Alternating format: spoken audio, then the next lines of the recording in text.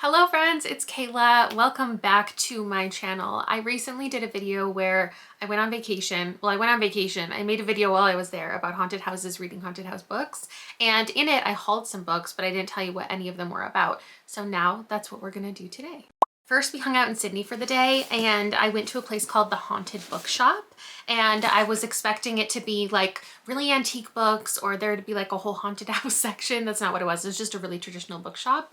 It was named after this like crime spy and war book that I took a picture of. I guess when they get enough in, they do sell them, but they're like highly coveted at this bookstore. And the book that I found there, it was all used books, is Glory by Violet Bulawayo. I have the other one I was going to show you a comparison of the covers, but I have it in my donate stack now. And the only thing I need to do is take all my tabs out of it and put them in here. Or I don't know if I want to reread this or what I should do, but I like this cover a lot. And so I decided to swap it out for that one. This is a political social satire inspired by the climate in Zimbabwe, and all of the characters who are dealing with all of these changes in government are animals. But I've recently said I don't like books from the perspective of animals. This is like they're animals, but they're clearly humans. They just have animal traits. I don't know how to fully explain it, but it was a fantastic book. So I bought it for a second time. Then I went to another bookstore that I can't remember the name of, but I'm showing it to you now. And it was all new books. And from there, I got All This and More by Peng Shepherd.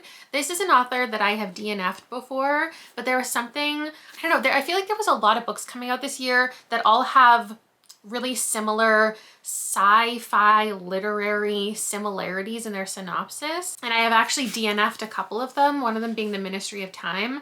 And this one, I remember there just being like a group in my mind that I was like, oh, I should pick these up eventually. And then I saw this one and there was nothing else at the bookstore I wanted, and I can't leave the bookstore without a book. So here we are. There's a show that uses quantum technology to allow contestants the chance to revise their past and change their present lives. And we're following a woman who is 45. Her life is in shambles, and she's convinced that if she participates, her life will be better. Oh, also, this is the one where like it's a choose your own adventure. So I guess there are portions where the book pauses and it goes like, pick what page you want to read next or something. The synopsis says the novel puts the reader in the driver's seat. So I will talk about this. I'll make sure I read this year so I can fully explain to you how it's read. Next up, we went to Victoria and I went to that big green bookstore, Russell's, with like the escalators and stuff. It was very overwhelming, and I think it's a mix of new and used things. They were having a buy two get one free sale, and so I got 3 things. We have Cassandra in Reverse, which similar to this. I don't know why I suddenly, like, this is not something that I liked 6 years ago, was women who are unhappy with their lives and like getting a second chance. Then I just suddenly started enjoying it with The Midnight Library, which I know not everybody likes, and Una Out of Order, though I guess that's not about her being unhappy. It's just, I like when there's some type of surrealism mixed in with this story of a woman figuring out what she wants. I guess like The Husbands would be a good example of that too. And I just feel like the message is always the same in the end. It's like nobody's life is perfect and you just have to be happy with what you have, and like you learn to appreciate your life. I feel like they're all the same. For some reason, I want to read more. I think it's about the plot. It has to have an interesting plot, right? Like this sounds like an interesting concept and this sounds like an interesting concept alongside a kind of mundane topic. Cassandra likes what I can't even remember what this is about. She likes what she likes and strongly dislikes what she doesn't. She's been dumped, she's been fired, her local cafe ran out of banana muffins. Then something truly unexpected happens. Cassie discovers she can go back and change the past. Now Cassie should be able to find a way to fix the life she accidentally obliterated. And with time on her side, how hard can it be? So what exactly is the plot? She just suddenly time travels? I don't know how that happens. I don't know what the magic involved is, but I'm gonna read it. Reese said so. I also grabbed Coexistence. This is short stories by Billy Ray Belcourt. I read everything from this author, and I don't know, it doesn't tell me like the vibe. Across the prairies and Canada's west coast, on reserves and university campuses, at literary festivals and existential crossroads, the characters in Coexistence are searching for connection. They're learning to live with and understand one another, to see beauty and terror side by side, and to accept that past, present, and future can inhabit a single moment. That sounds like it's for me, and I absolutely love that author's writing. And then honestly, like I was struggling in that bookstore. There were so many books, but I couldn't find, and then I realized they have an online system where you can search any book, like a lot of bookstores do. And I started searching like everything on my TBR and I couldn't find anything. It was really weird for how many books they had. But so I ended up grabbing this one, which I've had people recommend to me. It's called Ghost Wall by Sarah Moss. It's not actually about ghosts, which is why I didn't read it for my haunted book video. But what it's actually about, I definitely know. There's something about a bog, okay? Sylvie's father has raised her on stories of early man, taken her to witness rare artifacts, recounted time and time again their rituals and beliefs. Yeah, it's like folklore. Is it technically horror? I think so. Particularly their sacrifices to the bog. Now mixing with students in an experiential anthropology class, Sylvie begins to see, hear, and imagine another kind of life. One that might include going to university, choosing her own clothes and food, speaking her mind. Oh my God, women figuring out what they want out of life, making changes. We have a theme. The ancient Britons built ghost walls to ward off enemy invaders, rude barricades of stakes topped with ancestral skulls. When the group builds one of their own, they find a spiritual connection to the past. How far will they go to summon this elusive history? That sounds like it's for me. I'm going to read a bunch of short stories in October. I have the other stack I have that wasn't from this trip is just mostly novellas. And I think though this isn't like a horror scary one like some of the other ones are, it'll be a good addition to that October vibe.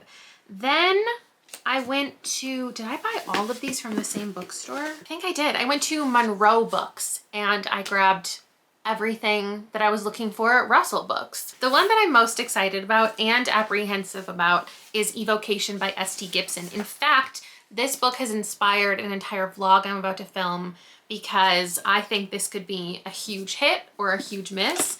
But here's the thing, I don't care because it's so beautiful. I'm not the reader girly who is gonna buy special editions of books. I'm not gonna spend extra money on a book just because it's pretty, but I will appreciate the ones that already come with the beautiful things. And this says The Devil Knows Your Name, David Aristarkov. As a teen, David was a psychic prodigy operating under the shadow of his oppressive occultist father. Now years after his father's death and rapidly approaching his 30th birthday, he's content with the high-powered life he's curated as a Boston attorney, moonlighting as a powerful medium for his secret society.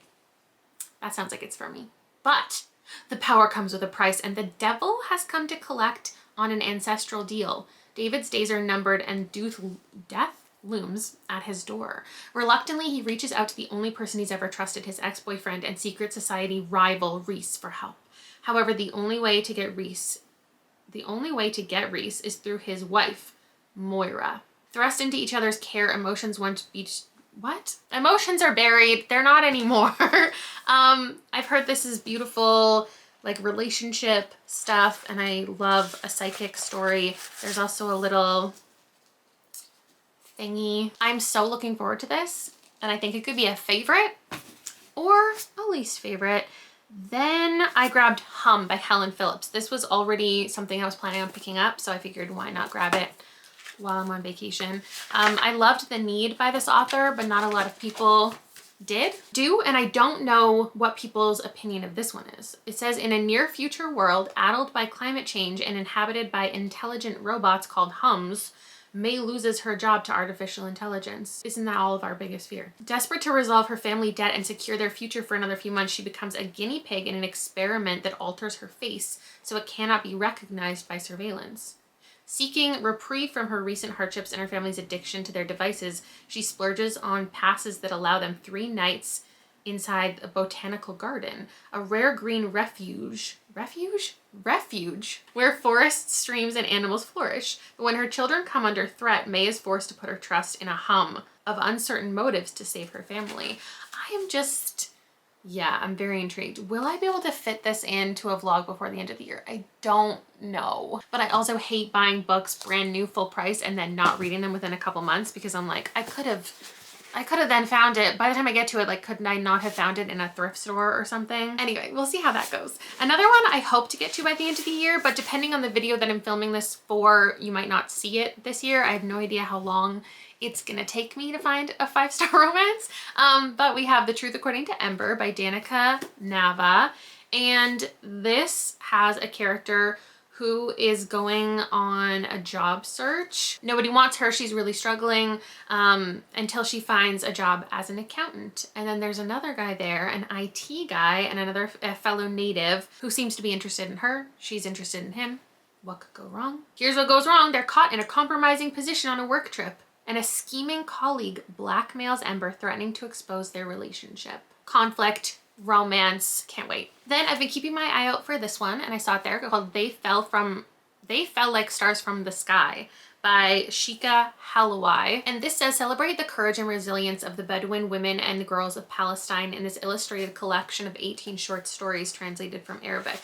Oh, okay, so it says they're vivid portraits of life on the margins of society, a world of intricate cultural taboos, the tender innocence of growing up, and the heart-wrenching tragedies entwined with love. Sometimes witty, sometimes harrowing. Very interested in this. Plan to read it by the end of the year. In what video? No idea. Then let's get into some short horror. This one is Midnight on Beacon Street. I've been considering this and I've just haven't seen anybody totally love it, but like that person could be me. And I love the cover so much.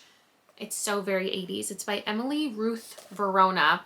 And this is the one where there is a teenager responsible for a couple children. Typical horror movie vibes. She's like watching a horror movie at their house when an unexpected visitor is at the door. There's mysterious phone calls, and suddenly there is a dead body in the house. I cannot wait to see what I think of this. This one's 163 pages.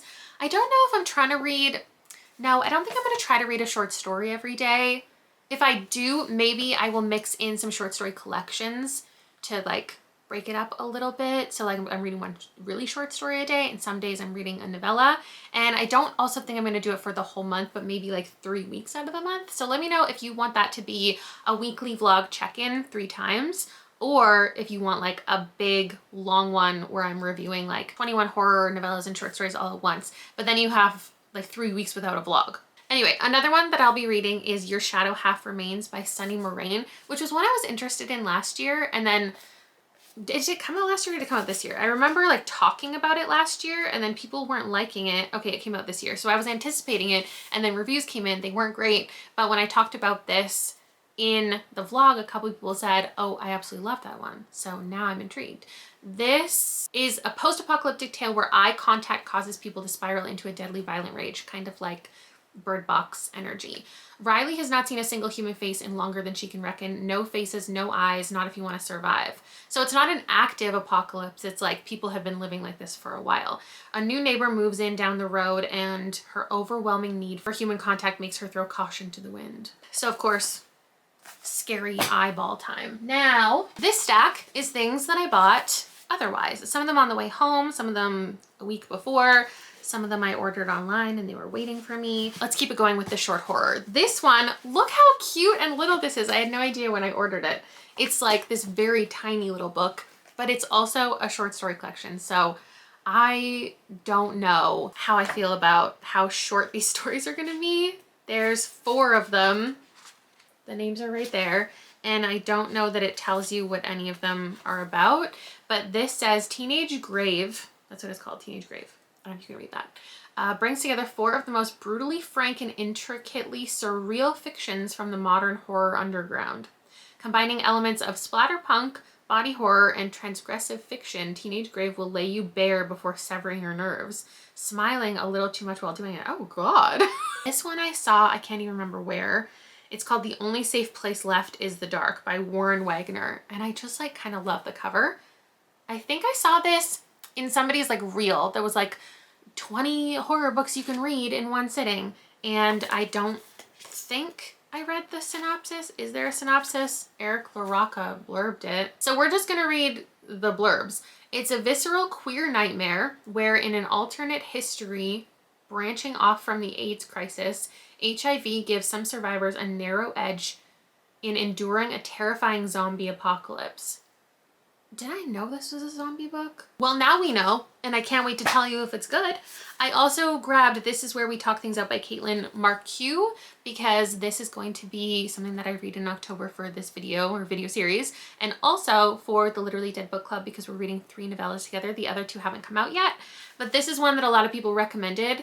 There is a mother and daughter, and they're gonna go to this cabin on like a little weekend vacation, but Sylvie is trapped in the past and has recreated Miller's childhood home and like just is making things very uncomfortable. And I don't know how the horror is going to come into it, but I'm excited. I grabbed The Bell Chime by Mona Kabani. And this is about a girl who's having nightmares about missing posters hanging in her apartment, and it's like of her. I feel like that's a Are You Afraid of the Dark or Goosebumps episode. Only the photo on the poster she's never seen before. Then a series of strange events happens. What is real and what is the nightmare? We're gonna find out. This one is Weep Woman Weep by Maria de Blasi. This is more fantasy horror, like gothic bruja stuff. It's about La Llorona. Women of Sueno, New Mexico don't know how to live life without sorrows. There's not much they can do about the weeping woman except to avoid walking along the riverbank at night and to try to keep their sadness in check. That's what attracts her to them, the pain and heartache that gets passed down from one generation of women to the next. Mercy lost her best friend recently. Now La Llorona is after her. Next up, I have Pocket Knife Kitty by Shannon Riley. Shannon is one of my original booktube friends, and I can't believe she's like published a book and it's in my hands. This I ordered terrified because like, what if you don't like one of your friends' books? And I was thinking like, maybe I just won't talk, like I'll read it secretly and I won't talk about it unless it's like a favorite book, and then obviously I'll want to tell everyone. But like, what if I don't like it? I'm so scared. But I decided to just talk about it anyway, because like, even if I didn't like it for whatever reason, people like other people will like it. Like I don't like things that other people like. So anyway, I'll tell you what it's about. Jamie is a 30-year-old banker wedged between grief and newfound freedom. Through a domino cascade beyond her control, she winds up stuck in her suffocating hometown. The monotony is broken swiftly when, following a night of spite-fueled impulse, Jamie soon begins to undergo a rapid and gruesome transformation. She finds herself teetering on the edge of her own sanity as she pieces together if rescue will ever come for her. But if not, what is she going to do about it? Exploring themes of sexual empowerment, revenge, and loneliness, Pocket Knife Kitty asks the reader to explore exactly how far they go to save their own skin. I am so excited that I have this and that I get to read a book from somebody who has really similar bookish taste to me. So next up I have To Be Devoured by Sarah Tatlinger. This was one of the top recommended ones when I asked on my Instagram story like what we should read for the Literally Dead book club. Well, you didn't know that's what I was asking for. Well, I was asking for recommendations for October reads for this video and just for my own reading life, but also I wanted to read a novella together in October that had already come out that people like were really into, and these 2 were the ones mentioned most. I decided on this one, but this one I also had to pick up, and I'm not actually sure if I read the synopsis before I bought it. Again, there is no synopsis on here, but there are blurbs in a font that's really difficult to read. Let's read the one by Gwendolyn Keist, because The Haunting of Elkwood is one of my favorite books of the year, and she wrote that. Vultures, obsession, and an unnatural hunger. What more can you want in a horror story? With To Be Devoured, Sarah Tatlinger has done it again as she ratchets up the terror in wonderfully surprising ways while crafting prose that's always a heady blend of the vicious and the vibrant. A book that's absolutely not to be missed. Okay, what's it about? Obsession, madness, hypnotic, erotic, and gory. Okay, well, I don't know, but I'm gonna read it and tell you about it. Then one of my least favorite covers, Dirty Heads by Erin Dries. This is the story of a boy who dreamed of becoming a man, but dreamed up a monster instead. You're on the run, marked. Don't think about the kid you used to be when you're homeless and dumpster diving in the rain. Just eat whatever you find to keep your engine full, because the shadow with too many teeth wants you tired. Oh God, you're easier to catch when you're tired. It has hunted you since the summer of 1994, back when we confessed who we were through mixtapes. I don't think this is written in second person, so it's interesting that this is. When every movie at the video store had dirty heads, you were 13 and thought you knew who you were, Only the shadow with too many teeth knew you better. It still does, and it won't stop. Not until you come home, back to where it all began. Part coming of age, part cosmic horror. That sounds like it's for me. Oh my God, I can't wait. Forget September. Like, let's just speed through it. I want October to be here. This one I bought called Grimroot by Bonnie Jo Stufflebeam, and I already read it in the haunted house video. This is about a reality show competition like The Bachelor, but it's called The Groom, and the women on it end up going to a maybe haunted house because the groom is really into scary haunted stuff, and it's about their learning about what's going on and surviving in a way. And then I got 3 books from the thrift store and forgot to take any of the stickers off. This is The Argonauts by Maggie Nelson, and it is a memoir, right? It binds an account of Nelson's relationship with her fluidly gendered partner and a journey to and through a pregnancy to a rigorous exploration of sexuality, gender, and family. An insistence on radical individual freedom and the value of caretaking becomes the rallying cry for this thoughtful, unabashed, uncompromising book. Sorry about that. I've heard good things about it. Next up is Much Ado About Nada by Uzma Jalaluddin. This is a second chance romance inspired by Jane Austen's Persuasion, which no, I have not read. We're following Nada, and she's on the cusp of 30, still living at home with her brothers and parents. She has a job as an engineer, but nothing in her life has turned out the way it was supposed to, and Nada feels like a failure. So her best friend drags her to this conference, and she's gonna fall for her best friend's boyfriend's brother. And then they're all gonna be happy, and there's not gonna be any conflict, right? There's never drama in a Jane Austen. And then lastly, of course, I don't know why I said of course. Maybe this is something you've been waiting for me to read for the decade that we've been here together.